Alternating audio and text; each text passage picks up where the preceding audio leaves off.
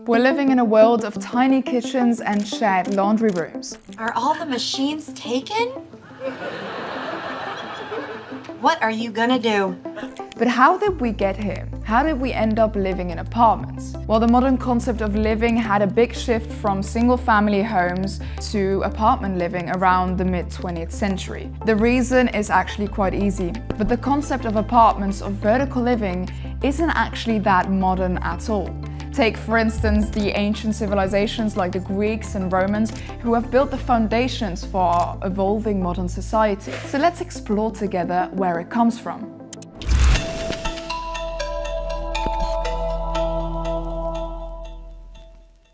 Hi everyone, I'm Francesca from Crown Tours. Don't forget to like this video and subscribe to our channel so you'll be notified anytime we post a new video.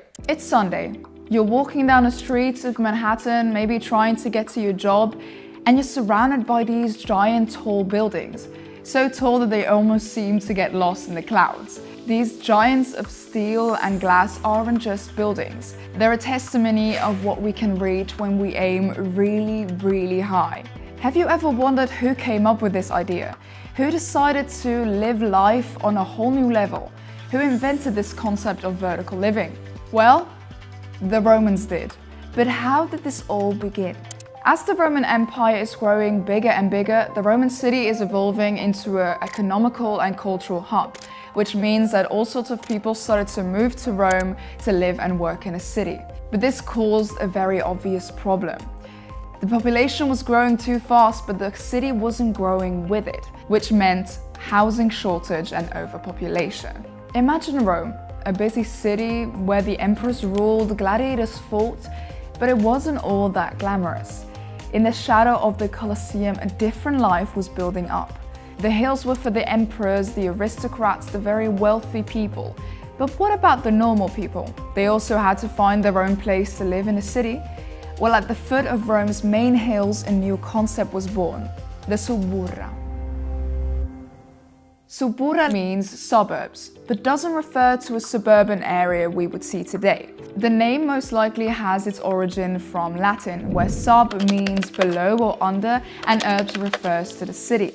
So literally below the city refers to the position that was lower in comparison to the rest of Rome. Subura was Rome for all the normal people, artisans, merchants, even criminals and prostitutes. And actually, most surprising of all, Julius Caesar was born there. But this social class was expanding at such a high rate that they didn't know where to accommodate them anymore. Subura and Manhattan have one thing in common: the Insulae, or should I say, the world's first apartment buildings.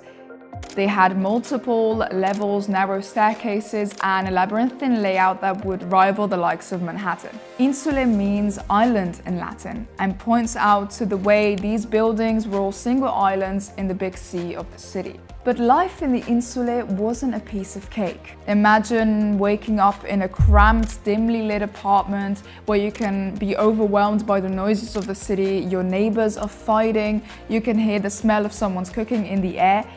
Maybe you had a nice carpenter as a neighbor. Your upstairs neighbor might be a criminal trying to hide away. And even if you were the nicest person in Rome, there still was one big enemy you couldn't run away from: fire. Fire was so common in ancient Rome that they actually had to build firewalls. And I'm not talking about antiviruses. A proper wall to defend the city from the fire spreading house to house. But why was fire such a common problem in Rome? The answer is quite obvious if you look at it. The materials of the construction of the Insulae and the lifestyle of the residents. The Insulae were built with timber frames, wooden floors, wooden roofs, which made the spreading of fire very easily. And the fact that the Romans cooked with an open fire, lit their houses, lit their candles with fire, was basically a recipe for disaster. Inside the Insulae, there were different kinds of apartments. Today, we would all love to live in a glamorous penthouse on the top floor with the biggest windows, the best view of the city. But back in Roman times, this was a nightmare. The higher floors of the Insulae actually were considered the worst. They were usually small apartments, there was no air coming in, the windows were very small. And guess what? If fire happens, that's it for you. There was no way you could escape from the top floor to the bottom to reach the city. You had no escape.